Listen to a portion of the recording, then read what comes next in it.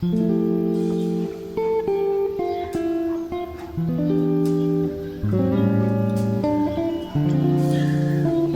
far now, my people?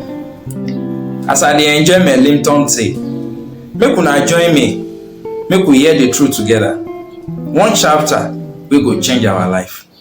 Matthew chapter 10. Jesus called in 12 disciples, come give them power to drive demons and heal all disease and sickness. This na the 12 disciples name: Simon Peter, Andrew, wey be Peter brother, James wey be Zebedee pikin and him brother John, Philip and Bartholomew, Thomas, Matthew, wey be tax collector, James wey be Alphaeus pikin and Thaddeus, Simon wey be zealot, person wey dey fight for him country, and Judas Iscariot wey sell Jesus Christ.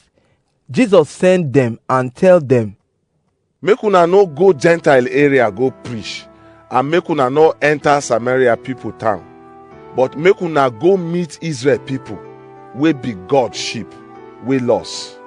As una dey go, make una preach the message say, God kingdom don near. Make una heal people wey no well, wake people wey don die, cure lepers, and drive demons comot from people body. Na free God give una this power, so make una give am free to other people too.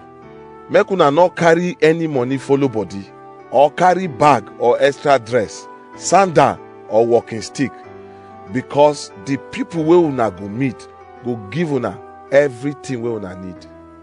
When una enter any town or village, make una look for person wey ready to receive una for a house. Make una stay with am until una comot from that town. Any house wey una enter, make una greet the people wey dey inside. And if the people inside the house welcome una, make una peace stay with them. But if dem no welcome una, una peace go come back to una.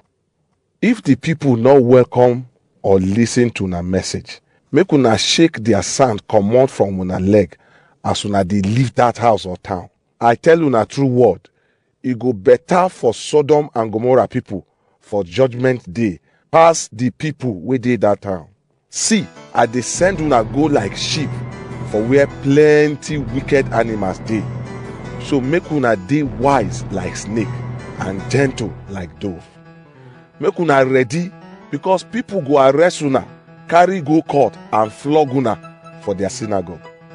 Because of me, dem go drag una go meet rulers and kings, so that una go talk about me give them and the Gentile people. Make una no worry about wetin una go talk when dem drag una go court, because God go give una wetin to talk when that time reach. No be una go dey talk, but na una papa spirit go dey use una mouth talk. Brother go sell him own brother give people, make dem kill am, and na so papa go sell him own pikin too. Children go fight and kill their papa and mama. Everybody go hate una because of me, but anybody wey fit bear reach the end, God go save am.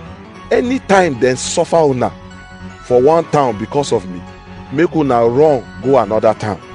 I tell una true word, una no go run pass all the town for Israel before man pikin go come back. Nobody big pass in teacher, and no servant big pass in oga. E good make disciple be like in teacher, and make servant be like in oga. If dem dey call oga for in house Beelzebub, wey mean demon oga, what of the people wey dey the house? Dem no go call them bad name too? Make una no fear man, because nothing wey hide wey no go come out, and no secret wey people no go know. Wetin I tell una for darkness, make una talk am for daytime, and wetin I talk for una ear, make una shout am make people hear. Make una no fear who go fit kill the body and no fit kill the soul. Instead, make una fear God, wey fit destroy person soul and body for hellfire. Not be 1 penny dem dey sell 2 sparrow bird, but no one go fall reach ground except God allow am. See, God know how many hair dey for una head.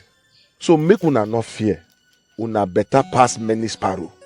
Anybody wey talk for public say he know me, na so me too go talk about am give my papa for heaven. But anybody wey deny me for public, me sef go deny am for heaven. Make una no think say I bring peace come this world. No, na war I bring. I come make boy pikin not gree with him papa, and make girl not gree with him mama. Wife not go gree with him husband mama, and person worst enemy go be him own family people. Anybody wey love him papa, mama and pikin pass me, not go fit be my disciple. And anybody wey not carry him cross follow me, not go fit be my disciple. Anybody wey hold him life tight go lose am, but anybody wey lose him life because of me go gain am.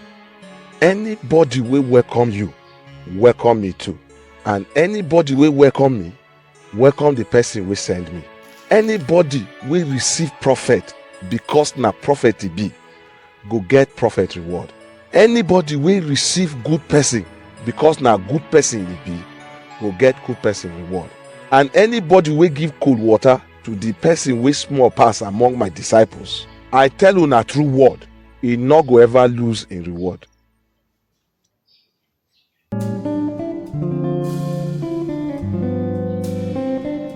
How far now, my people? With time, we go know the truth, and the truth will set us free. Make una like this video, share am,